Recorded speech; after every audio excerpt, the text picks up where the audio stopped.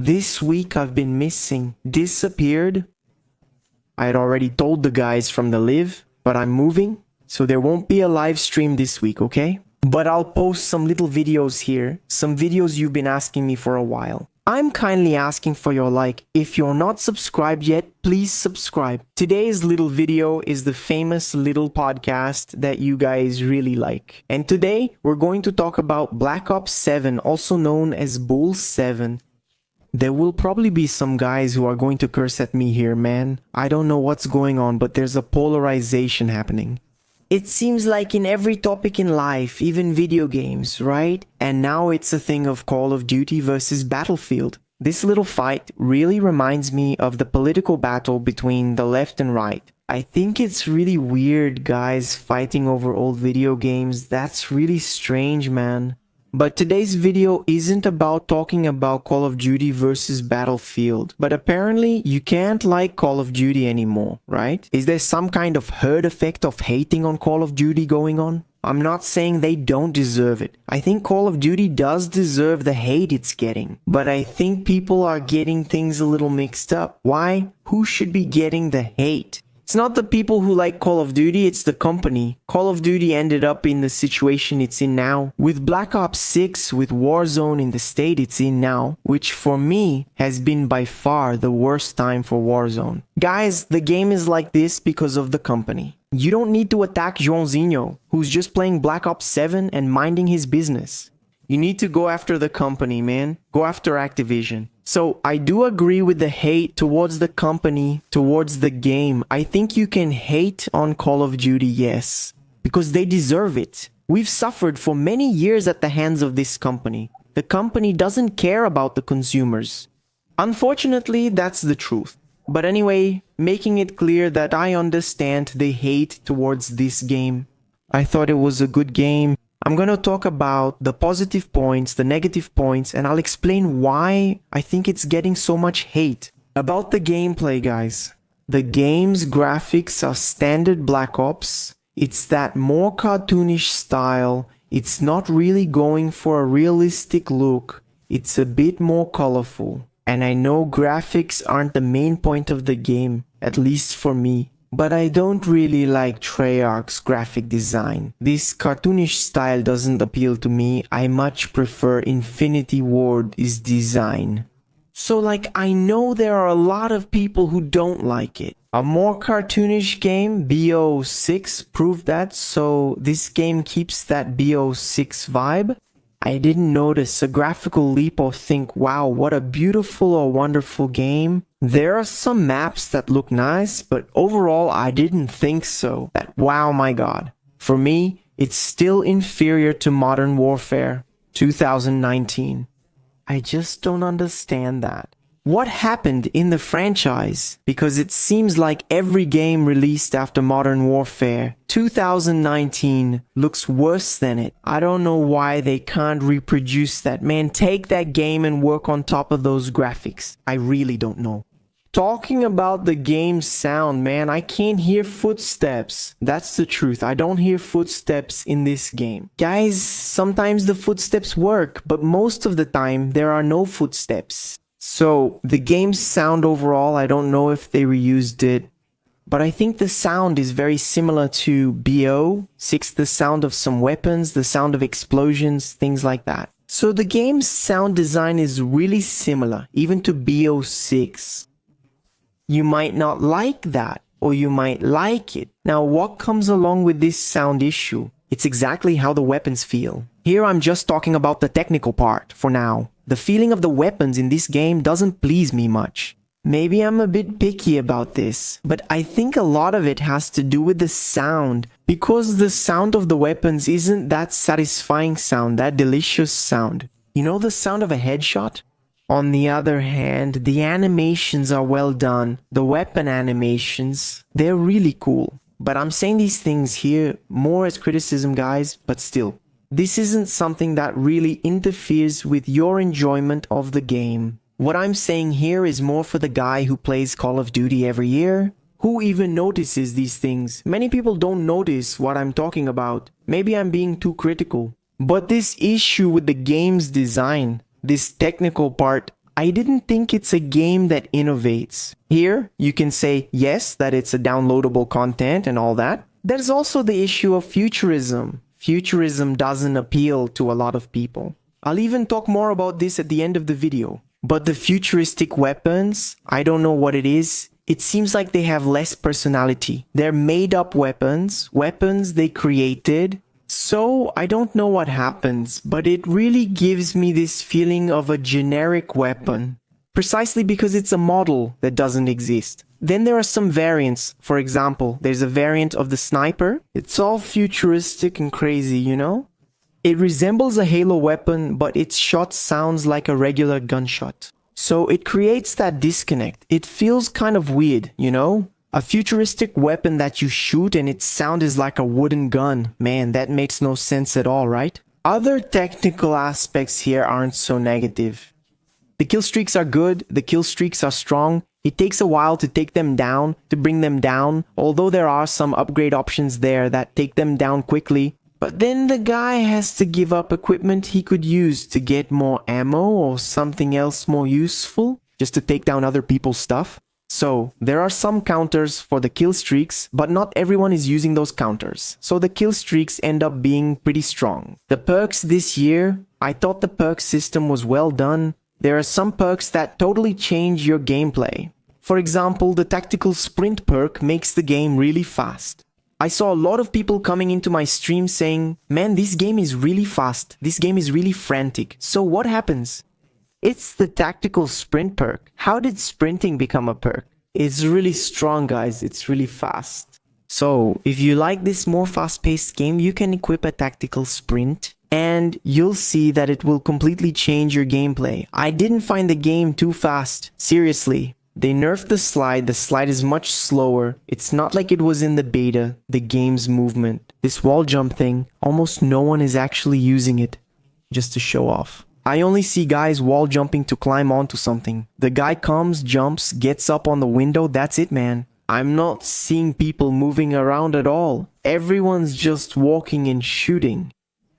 And without tactical sprint, the normal run, it's not that fast. So, if you think the game is too fast and you're watching the gameplay, try to pay attention to that. See if the guy is using tactical sprint or not. But in my experience playing, honestly, I didn't think it was too fast. I think it's pretty standard. I actually think it's even a bit slower than in recent years because of this tactical sprint thing. Not everyone is using it, no. Wow, so the game must suck because you only said bad things, but that's not the case. This year, they made some changes that completely changed the feel of the game.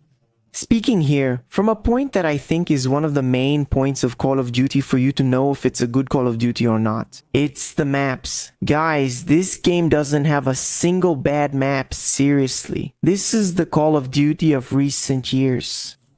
With the best maps, it's unbelievable what they did in this game. Most of the maps are either good or excellent. I never played a map where I said that. Wow. This map here is crap, and usually every Call of Duty has at least one map that's going to be crap. This year, there isn't any. I'm surprised by that. I always criticize the franchise saying, man, this franchise only lives off the past. All the good maps they add are remakes. Where are the original and truly good maps? And there are plenty in this game. There are a lot of original maps that are really good, and there are a lot of maps from BO2 that are excellent. So this map thing, guys, honestly, it's really good. There are 16 maps at the game's launch, and the first season is going to bring a bunch more maps. And I think that adds a lot to the replayability factor. Man, I spent 3 days playing non-stop, and every day I ended up on a map I hadn't played yet. Imagine when the next seasons start coming out. There will be endless maps in this game. I hope the next maps are as good as the ones at launch. But this, for me, is one of the most positive aspects of this game. Here it is, guys. What, for me, saved this game from failure? And probably the change, the second most unexpected change for me. Because the first one was the controls, right? I'll discuss the controls soon. The main change was reducing skill-based matchmaking.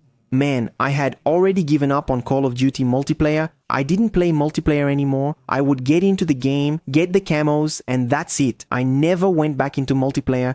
Why? Is it because of skill-based matchmaking? I played the Call of Duty S, the first Call of Duty S. I played during the golden age of Call of Duty, guys. I played an unhealthy amount of hours. From BO, 1 BO, 2 Call of Duty, 4 Modern Warfare, 2 Modern Warfare, 3 which was the golden age, and at that time there was practically no skill-based matchmaking. They say there was, and I think there really was. But it was so weak that you didn't even feel it. And that made it more fun. I think only those who played back then can really tell the difference between the current CODs and the old CODs. But there are a lot of factors, guys, that changed because of skill-based matchmaking. For example, the lobbies, they stayed the same before. You join a lobby and play for hours in one room. Nowadays, they brought that back in BO7, but it still pulls you back to the menu. I wish it wouldn't go back to the menu, because back then you would stay in the same room.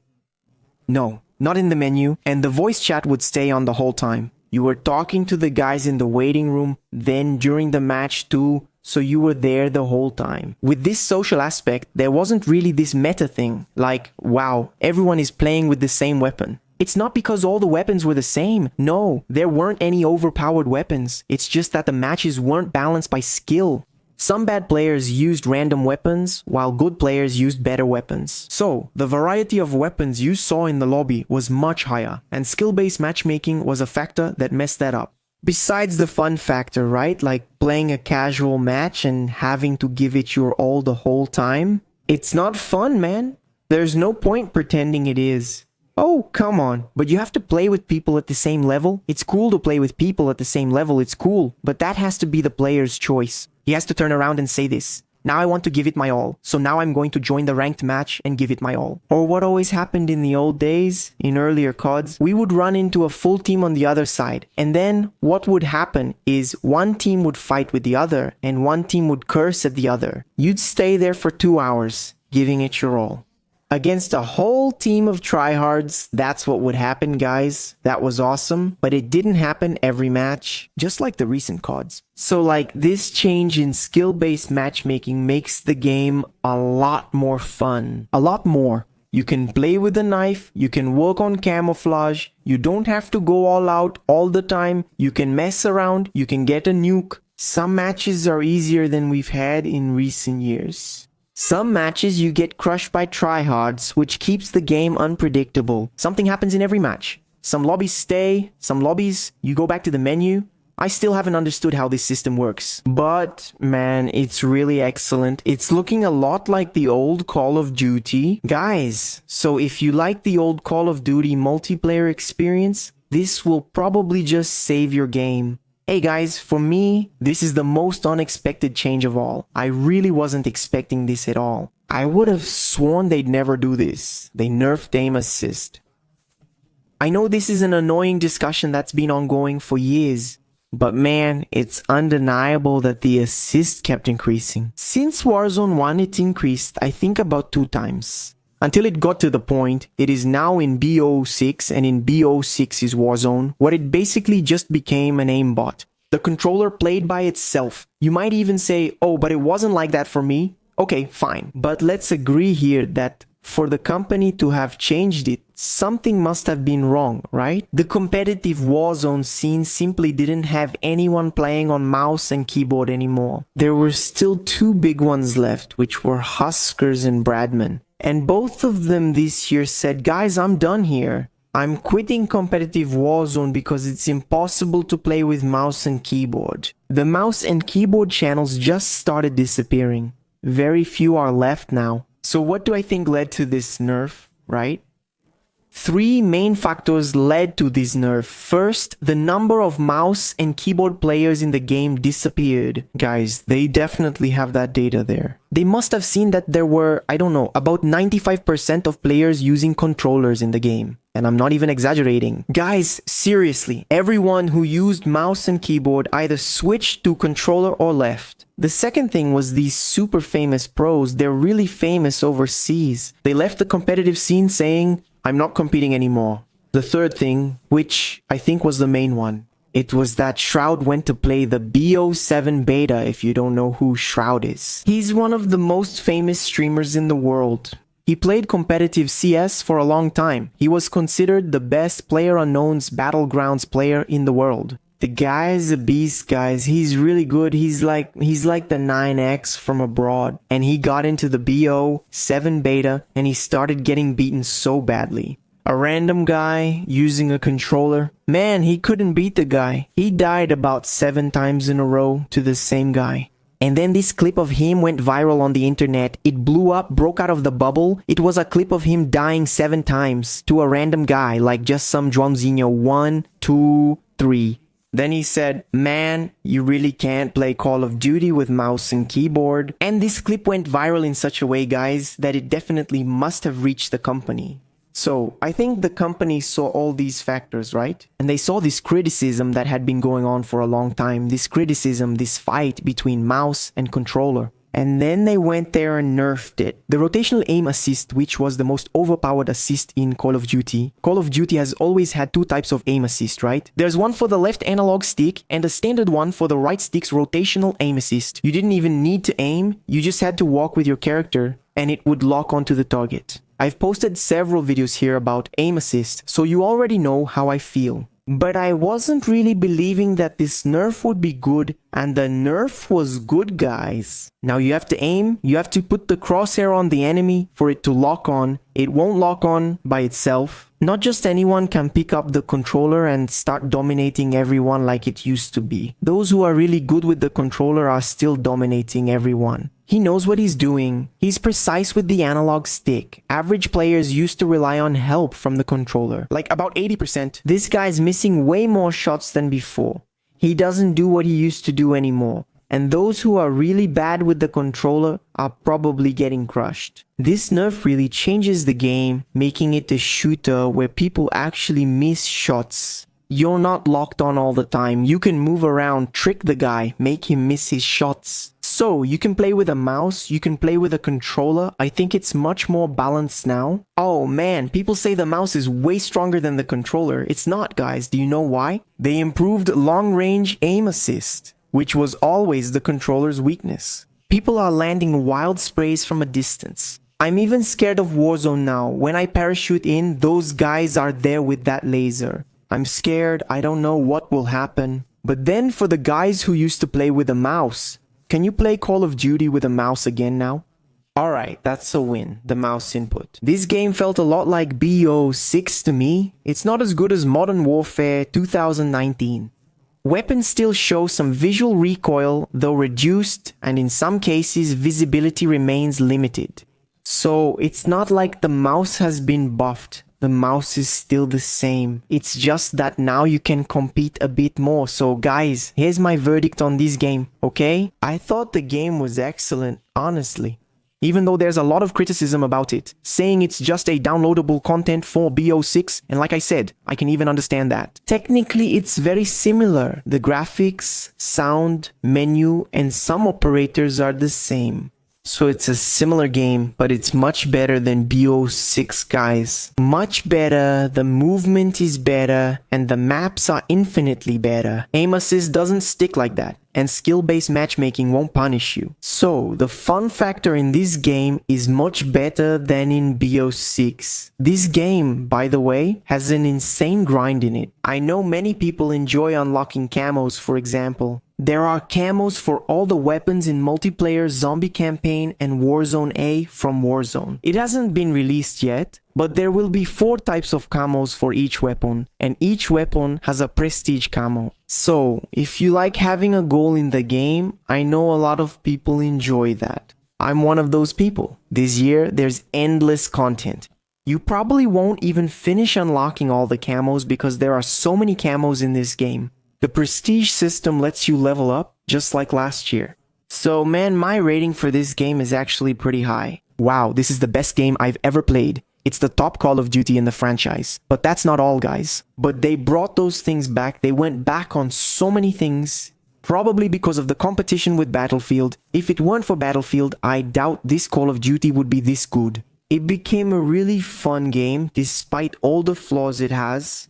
But then why is this game getting so much hate? Well, guys, this is a point that I think is a bit more complex. The past few years haven't been great for the franchise, especially for devoted Call of Duty fans.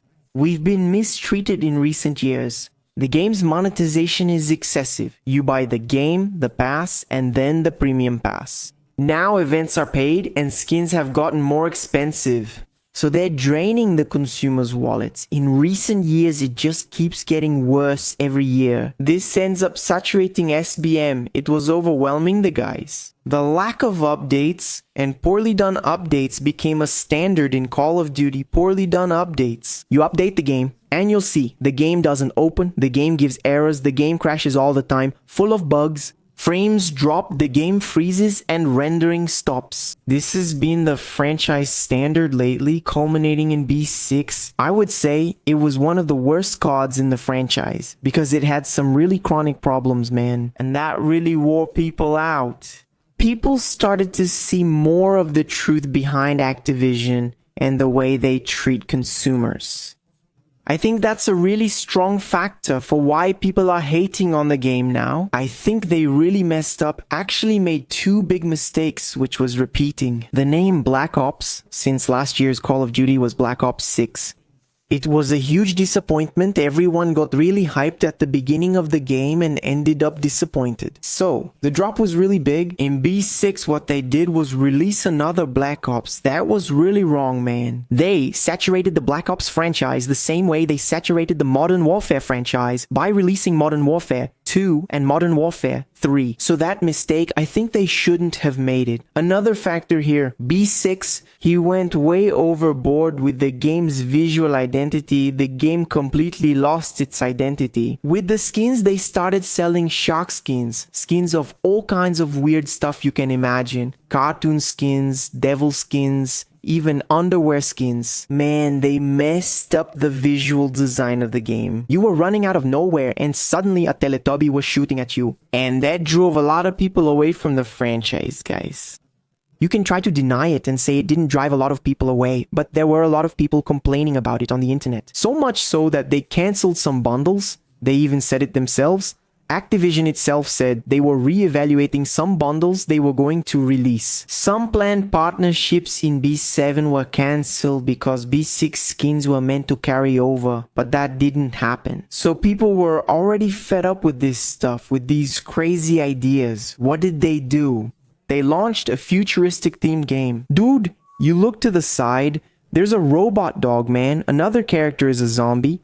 Then you look again. The guy has a hologram as armor. So like, the game is still trippy. That definitely turns a lot of people off because people are tired of this, especially the guys who have been with the franchise for a long time. I see a lot of people complaining about this, so I think that's also an extremely important factor. What's up, guys? Here in Brazil, the game probably won't be as successful here as it is abroad because Brazilians don't really like futuristic games. That's a fact. Apex Legends flopped in Brazil, Halo was never strong in Brazil, Titanfall, all of these are excellent games that didn't catch on in Brazil because of the futuristic theme. Brazilians don't like it. Brazilians like CS. I could go on about several factors here, but I'll just mention one more. And then, if you find one more factor, guys, it won't make a difference. I'll just say it here.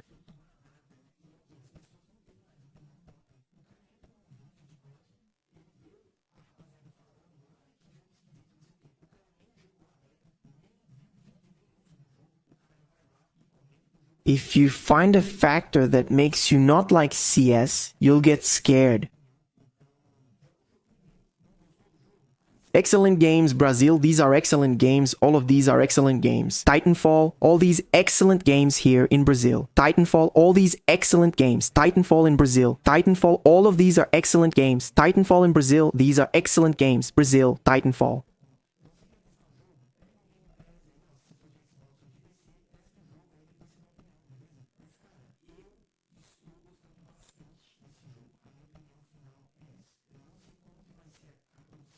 I'm back here because whether I like it or not, this is still my job. So, if the game flops in Brazil, even though I really liked it, I won't produce that much content about it. simply because I have to pay my bills. If there's no one to watch, it's a loss for me, you know? But I'm having a lot of fun. I think that in the last few years, in the last 3 or 4 years for me, it's been the most fun Call of Duty, alright? So, write your opinion here for me. What did you think? Give this video a like. We're in this together. A kiss and see you tomorrow.